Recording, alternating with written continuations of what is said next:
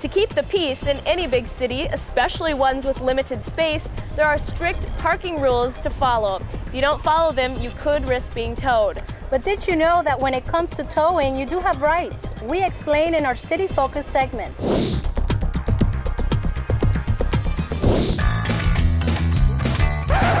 How you doing, gentlemen? How are you? Good, how are you doing? All right. He's quite possibly the friendliest parking attendant you'll ever meet. I'm glad you came over. That's a sign right there. Yes, be careful. Be careful next time, okay? Thank you. It's the job of Roberto Suarez to make sure parking laws are followed. See the yellow line? That's a bus stop. Don't park over here next time. We throw you out. From bus stops to handicap spots. Do you see these signs? That's universal. I know. You don't have to speak no language. You know, just be careful, okay? That's $153 plus we tow your car. There are two types of towing in Miami Beach, public and private. The city has vehicles towed for violating parking laws on public property, such as illegally parking in handicap spots or residential zones, or even for owing too much in parking tickets.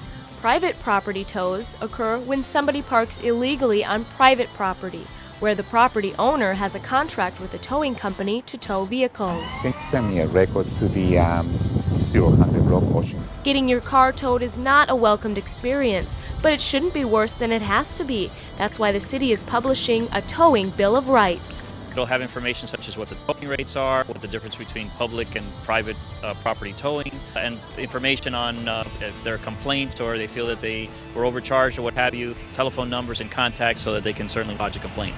Two companies provide towing services in Miami Beach, Tremont Towing and Beach Towing. The city has worked out a new agreement with both towing companies to waive what's called the drop fee. Just be careful next time. I'm going to release your car right now.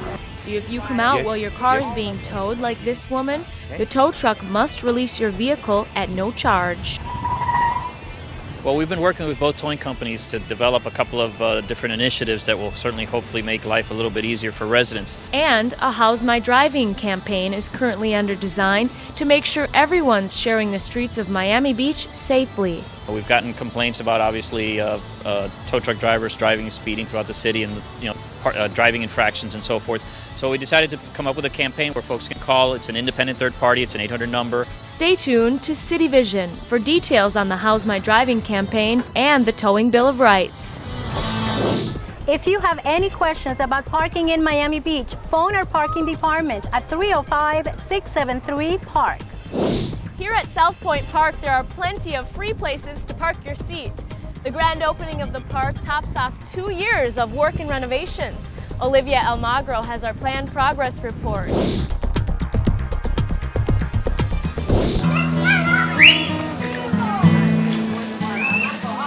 Spirits and kites are flying high on this special day in Miami Beach. Families are flocking to the southern tip of Miami Beach to celebrate in style the grand reopening of South Point Park, where the beach begins. This used to be a little wooden barrier and a little wooden trail, and it's beautiful now. I'm flabbergasted how beautiful it is today. The grand reopening has something for everyone, including kite flying, yoga, live music, refreshments, and entertainment. During the massive renovation, the park was closed to the public, but many say it was worth the wait.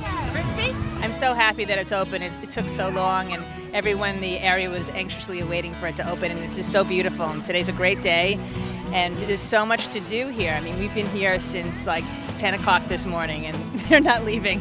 It's good we're here instead of in New York in the winter when it's really cold. On this day, city officials unveiled the many offerings of the park, from sandy dunes to water fountains to running trails. There's all kinds of free fun to keep residents and visitors entertained for hours. Even an up-close view of cruise ships leaving the port of Miami. The expansiveness and the openness of the whole thing is, I think, great. And this whole little trail. I'm a bicycle rider, so I love to just ride all around, and it just adds to the incredible beauty of the beach here. And as the sun sets on a much anticipated day in the South Point neighborhood, it marks the dawning of a new era of fun, fitness, and free leisure in Miami Beach. For MBTV 77, I'm Olivia Almagro. A little later in the show, you'll hear from the people who helped design South Point Park. 25/7. There's so much to do in Miami Beach that you will need the extra hour. We begin our City Scene segment with an art fair still going strong in Miami Beach after 35 years. The Coldwell Banker Miami Beach Festival of the Arts took place along Ocean Terrace in North Beach. There was plenty to see, buy, and eat. Works from 150 artists were on display at makeshift galleries by the sea. The festival was much more than art. Residents and visitors got their groove on to free music acts all weekend. I'm enjoying it very much. I'm a big fan of the Spam All-Stars. I'm happy that I get to see them and share with my kids and show them good music. If you missed it this year, mark your calendars for next year. Festival of the Arts will be back next February. The Miami International Boat Show made a huge splash in Miami Beach again this year. In its 68th year, the Miami International Boat Show is still one of the biggest and best showings of boats and yachts in the world. The Miami Beach Convention Center showcased over 2,000 vendors, while the Yacht and Brokerage Show set up along Collins Avenue in the Indian Creek Waterway. For many boating enthusiasts, this may be the only time they step foot aboard a 103-foot Italian-made yacht like this, with its own luxurious master suite and open-air bar. Huge amounts of money on display. Yeah, you have to bring out cubic money if you want to shop here. We love Miami. Beautiful. The boat show will dock in Miami Beach again next year in early February. We hope you didn't miss the boat on one of the nation's largest food festivals. The Food Network South Beach Wine and Food Festival brought some of the world's top chefs to Miami Beach to cook and entertain. Little pepper. Oh, sorry. What started out as a fundraiser for Florida International University has grown into a top-notch culinary event with dozens of food and wine tastings with different themes and celebrity chefs. There was surely something for everyone.